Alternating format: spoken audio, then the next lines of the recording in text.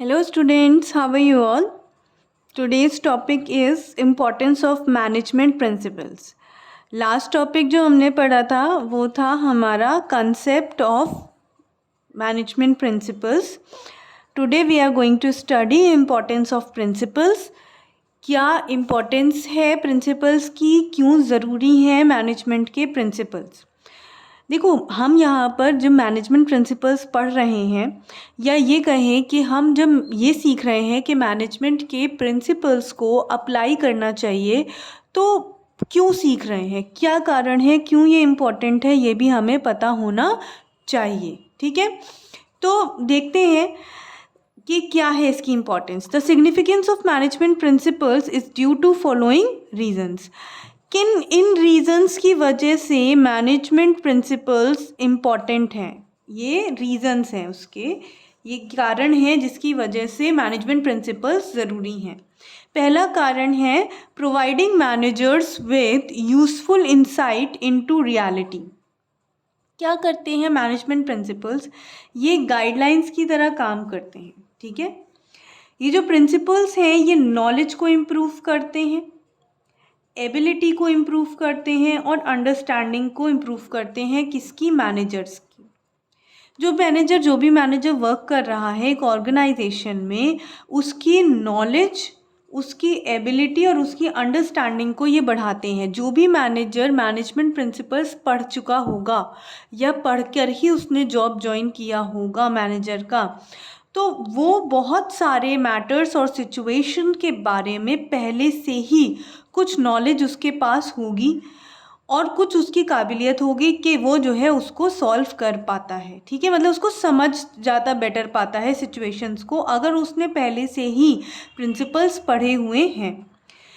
The effect of these principles help the managers to learn from their mistakes. अब जब ये principles apply किए जाते हैं, या ये कह लो कि जो प्रिंसिपल्स ऑलरेडी बने हुए हैं, तो उनका जो इफ़ेक्ट है उसको देखकर या अप्लाई करने के बाद जो उसका इफ़ेक्ट होता है उसको देखकर मैनेजर्स को ये ज़्यादा बेटर समझ में आता है कि उन्होंने क्या गलती करी थी, क्यों मैनेजमेंट बेटर नहीं हो पाया. ये सही समय पर सही डिसीज़न लेने में मदद करते हैं मैनेजर्स को. देखो, राइट डिसीज़न राइट टाइम, सही तो वही है कि सही समय पर सही डिसीज़न लिया जाए. अब सही समय पर सही डिसीज़न लेने में ये मदद करते हैं. ये क्या करते हैं एक्चुअली कि मैनेजर्स को एक विज़न देते हैं या एक ऐसी पावर देते हैं जिससे कि वो हर सिचुएशन को बेटर जो है इवैल्यूएट कर पाता है.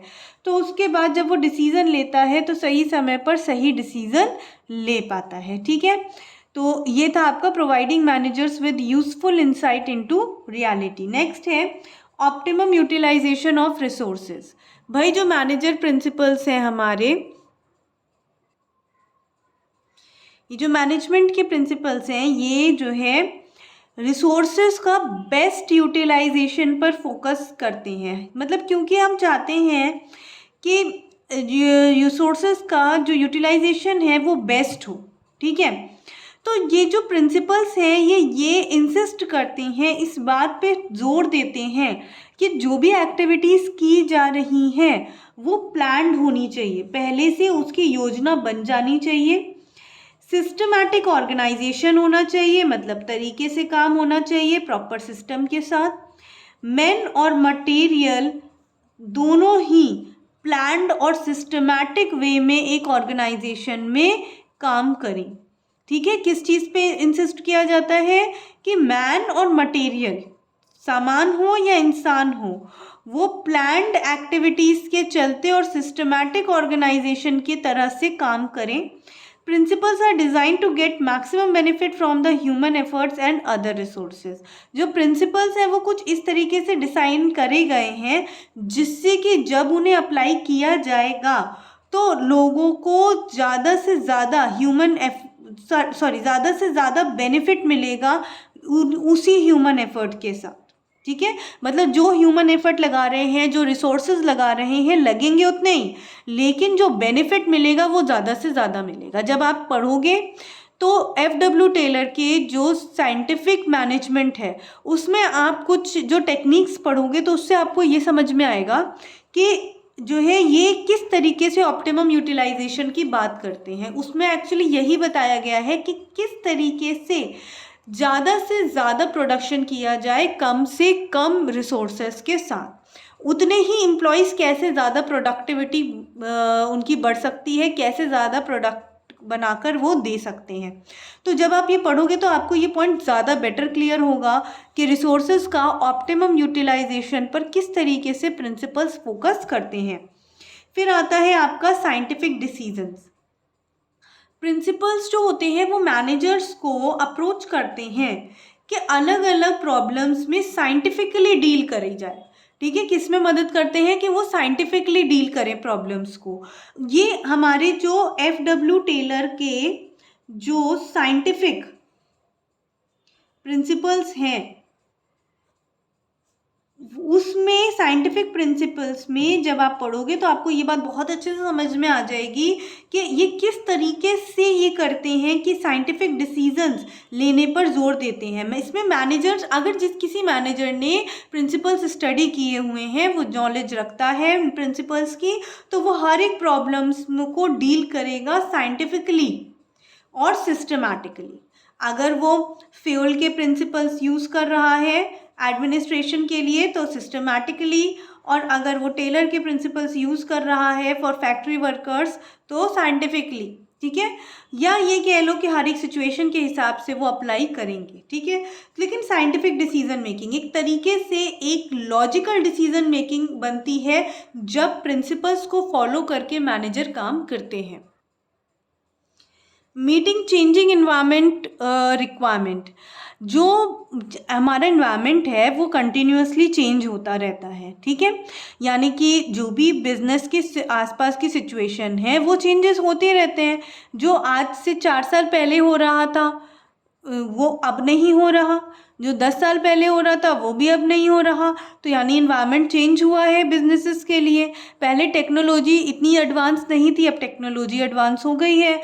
उसी तरीके से जो है एनवायरनमेंट में चेंजेस होते रहते हैं। अब ये जो चेंजेस हो रहे हैं इनके संग चलना पड़ता है ना एक बिजनेस को। अब बिजनेस तो भाई अगर चेंजिंग एनवायरनमेंट के संग नहीं चलेगा, मैनेजमेंट नहीं उस हिसाब से बिजनेस को चेंज करेगा, तो प्रॉब्लम अल्टीमेटली बिजनेस में ही आएगी।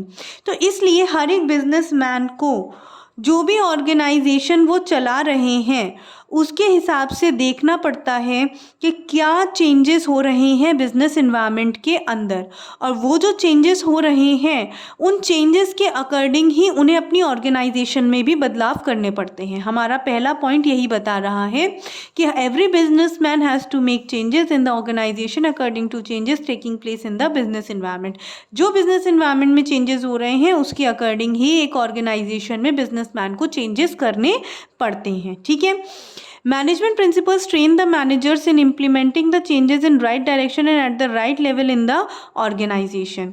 तो मैनेजमेंट प्रिंसिपल्स क्या करते हैं, मैनेजर्स को ट्रेनिंग प्रोवाइड करते हैं, उनको ट्रेन कर देते हैं। वो ट्रेन नहीं, चलने वाली ट्रेन नहीं, ट्रेन मतलब ट्रेनिंग प्रोवाइड करते हैं, उनको तैयार करते हैं मैनेजर्स को इस तरीके से तैयार करते हैं कि वो जो है जो भी चेंजेस हो रहे हैं उसमें राइट डायरेक्शन में एट द राइट लेवल वो जो है प्रिंसिपल्स को इम्प्लीमेंट कर सकें। ठीक है, मैनेजमेंट प्रिंसिपल्स ये ट्रेन करते हैं मैनेजर्स को इन इम्प्लीमेंटिंग द चेंजेस। प्रिंसिपल्स को इम्प्लीमेंट नहीं करते, वो क्या होता है कि मैनेजर्स चेंजेस को इम्प्लीमेंट करने में। अब क्या है, एक ऑर्गेनाइजेशन में चेंजेस तो होंगे ना।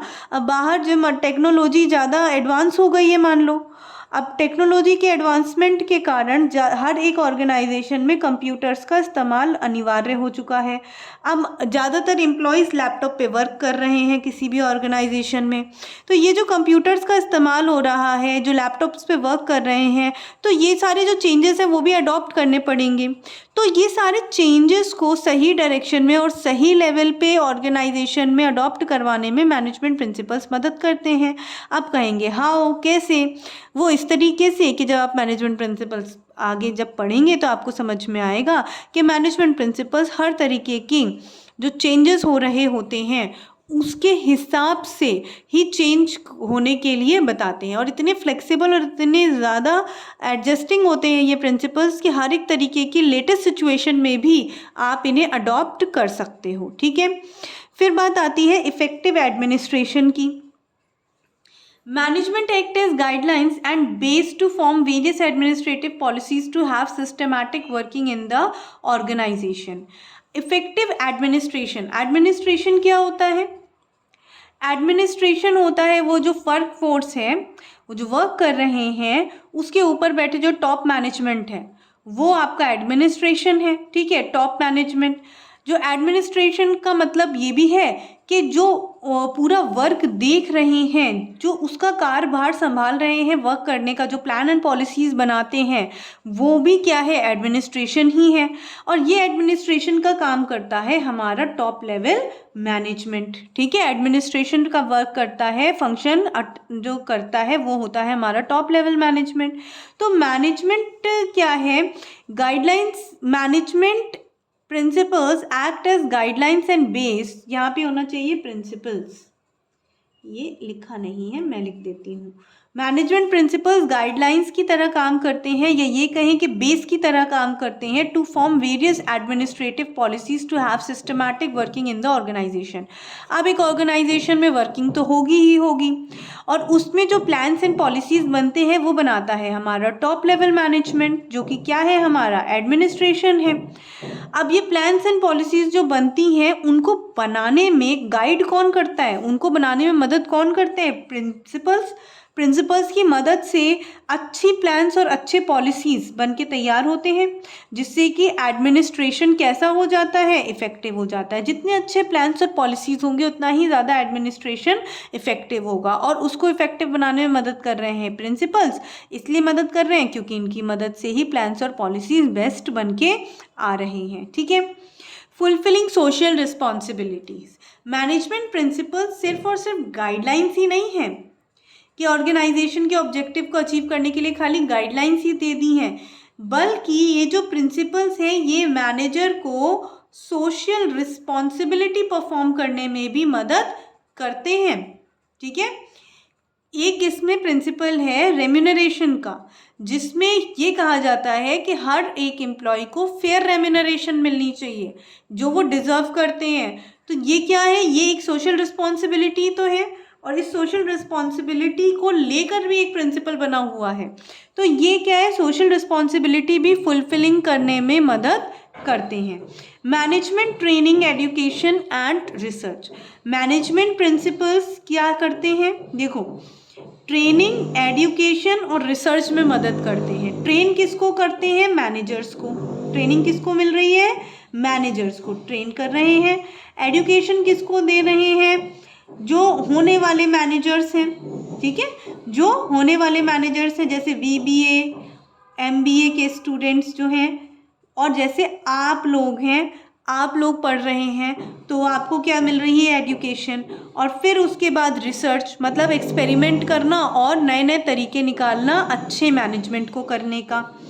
तो मैनेजमेंट प्रिंसिपल्स जो है वो मैनेजमेंट की ट्रेनिंग में भी मदद कर रहे हैं जो कि मैनेजर्स को मिल रही है, मैनेजमेंट की एजुकेशन में ही मदद कर रहे हैं जो कि BBA MBA के स्टूडेंट्स और आपके जैसे स्टूडेंट्स, कॉमर्स के स्टूडेंट्स को देने में मदद मिलती है, और फिर बाद में जाके इन पे जो है आगे रिसर्च करने में भी ये मदद करते हैं। मैनेजमेंट की नई नई थ्योरीज, नए नए प्रिंसिपल्स डेवलप करने में भी इनकी मदद ली जाती है।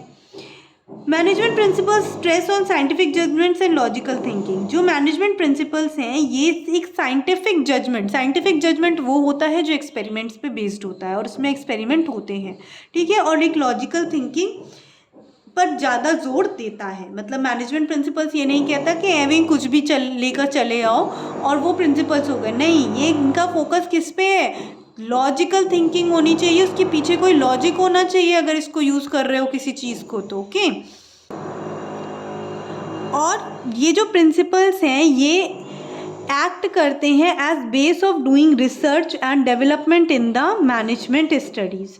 अब इसी को बेस बनाकर, इन्हीं प्रिंसिपल्स को बेस बनाकर रिसर्च और डेवलपमेंट का वर्क होता है बड़ी बड़ी जो है रिसर्च सेंटर या इंडस्ट्रीज़ में। ठीक है, यही जो प्रिंसिपल्स हैं इन्हीं को बेस मान के रिसर्च की जाती है और मैनेजमेंट की स्टडीज़ में और डेवलपमेंट किए जाते हैं। नए नए मैनेजमेंट की ट्रिक्स या मैनेजमेंट की स्टडीज़ या थ्योरीज अगर निकल के आती हैं तो वो उन पे जो रिसर्च हुई है वो उसी का नतीजा होता है। और जो रिसर्च हो रही है वो कैसे हो रही है, वो जो रिसर्च हो रही है वो इन्हीं प्रिंसिपल्स को बेस मान के हो रही है। Principles provide organized body of knowledge to perform research work and generate more and more knowledge. They have provided new ideas, imagination and base for research development. वही चीज़ है कि प्रिंसिपल्स जो हैं एक ऑर्गेनाइज्ड बॉडी ऑफ नॉलेज है। Organised body of knowledge मतलब जिसका एक मीनिंगफुल पर्पस है, इस तरीके की एक ऑर्गेनाइज्ड बॉडी ऑफ नॉलेज है जिसे समझना आसान है और एक तरीके से इसको सही तरीके से सही ऑर्डर में इसको बनाया गया है। ठीक है, इसकी मदद से रिसर्च वर्क को किया जा सकता है और भी ज़्यादा से ज़्यादा नॉलेज बनाई जा सकती है, नए आइडियाज़ निकाले जा सकते हैं, न्यू इमेजिनेशन की जा सकती है, नई नई रिसर्च का बेस बनता है ये, और मैनेजमेंट में डेवलपमेंट किए जा सकते हैं। और ये सब कुछ हो किसकी वजह से रहा है, मैनेजमेंट प्रिंसिपल्स की वजह से। तो ये थे आपके importance of management principles. There are 7 importance of management principles जो कि मैंने आपको आज पढ़ाई हैं, और इसके regarding MCQs and case studies तो बेटा मुझे भी नहीं मिल पाई हैं।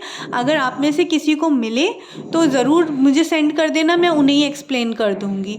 पर MCQs और क्वेश्चन मुझको एज केस स्टडी का मिला नहीं है, इसलिए इस वाले वीडियो में मैं अटैच नहीं कर रही हूँ। Thank you so much. मिलते हैं नेक्स्ट वीडियो में जिसमें हम सीधे चलेंगे अपने नेक्स्ट टॉपिक पे, 14 principles of Henri Fayol. Okay, thank you. और हाँ, मेरी वीडियो को लाइक, शेयर और सब्सक्राइब करते रहिए, और थोड़ा उन बच्चों तक भी पहुंचाइए जो कि नीडी हैं, जिनको बिजनेस स्टडीज़ पढ़ना है और उनको मेरी वीडियोस हेल्प कर सकती हैं, तो उनसे भी शेयर करिए। Now thank you so much and will see you tomorrow.